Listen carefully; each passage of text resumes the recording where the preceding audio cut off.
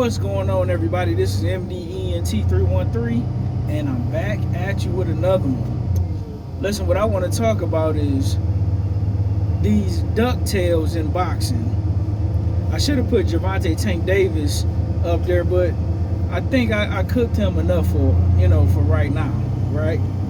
He got a fight coming up. He fighting Lamont Roach. I'm gonna leave it alone.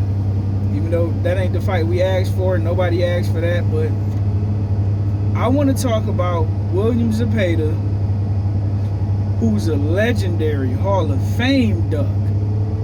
The way he got out of that Shakur Stevenson fight is absolutely criminal. Absolutely criminal. He did the typical, oh, my hand hurt. Oh, I injured my hand. No, you got your ass whooped by Tevin Farmer. That's what happened. I mean, we're going to call a spade a spade. You got your ass whooped. You knew you couldn't beat Shakur Stevenson. You really lost that fight to Tevin Farmer. Now you want to pretend your hand hurt. Yeah, okay. Got you, right? Then, Jarron Ennis have been claiming that nobody want to fight him. And at 147, I'm not going to lie, Virgil Ortiz, I remember when his trainer, Robert Garcia, came out and said, Virgil Ortiz will be ready for Jarron Ennis in 48 months. Now, that was absolutely ridiculous. And we roasted Virgil Ortiz and trainer Robert Garcia for saying that, because there's no excuse for that, right? But then we started to see some chinks in Jarron in his armor. He didn't look so quite invincible, right? And, the old guards ducked him. We'll say and I won't call it a duck. The old guards, I guess they feel like they don't got to fight the up-and-coming young guys. Even though I think they should, but if they don't want to, if they well accomplished, whatever. So he couldn't get a Keith Thurman and Sean Porter, Danny Garcia, Earl Spence, or Terrence Crawford. Cool. Well, he's been trying to get Emmanuel Stanionis. Stanionis refused to fight him. He's been trying to get the guy who should have who just got a draw, which is oh man, he was just fighting on the Jake Paul Mike Tyson undercard. He's the I just did a video on it, but he's the WBC champion at welterweight, and Gervonta Tank Davis ended up knocking him out, and Keith Thurman ended up struggling with him. What is his name? Mario Barrios.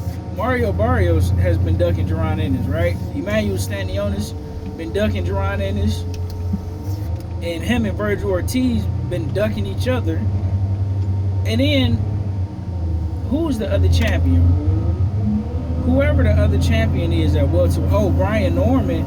He's been trying to fight Jarron Ennis, but it don't look like Jarron Ennis' team has been trying to fight Brian Norman Jr. So, when it comes to Jarron Ennis, if I'm being honest, Jarron Ennis not only ducked Virgil Ortiz, not only did he duck Brian Norman Jr. and duck that unification fight, but a day later, remember just yesterday, I reported that they agreed to fight each other at 154, February 22nd. It's being reported that Jarron Ennis don't want to take the Virgil Ortiz fight because he want to hold on to his 147-pound IBF title in hopes of a unification, knowing that none of those guys are going to fight him except Brian Norman Jr., but you already ducked Brian Norman Jr., and Eddie Hearn has already shown you he cannot get you a unification fight with the other 147-pound champions because they don't want to fight you.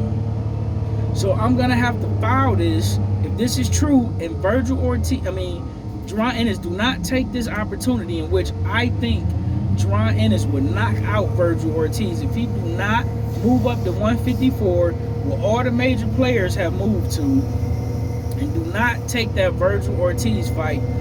Jarron Ennis will be labeled a duck in my book. And the sad part about it is I think he would absolutely wash Virgil Ortiz. I think that fight would be competitive, maybe the first 4 to 5 rounds, and I think Jarron Ennis would absolutely beat the brakes on Virgil Ortiz. But you know what? I'm a fan, and maybe I feel like that as a fan, but maybe Jarron Ennis himself don't feel like he'll wash Virgil Ortiz. Maybe he kind of shook a Virgil Ortiz, because why in the hell would you duck a Virgil Ortiz fight that's going to bring you more notoriety, more fame? It's a better look on your resume than fighting them chumps at 147 who you would be favored in all the fights. But at least you and Virgil was more of a 50-50 fight. You fighting these chumps, you the clear favorite, plus they don't want to fight you. Except now, Brian Norman Jr., that's the exception, because you clearly dug, you and Eddie Hearn clearly dug Brian Norman Jr. But if you do not take this Virgil Ortiz fight February 22nd, I'm looking at you sideways, fam. And all this caping I've been doing for you, I'm done. If you do not take this Virgil Ortiz fight, I'm done, fam. Straight up and down.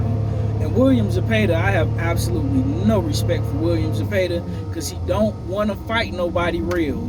He may fight Gervonta Tank Davis only because of the payday, but if Gervonta Tank Davis was in Shakur Stevenson situation to where everybody know he could fight, but he don't generate a lot of money, he wouldn't fight Gervonta Tank Davis either.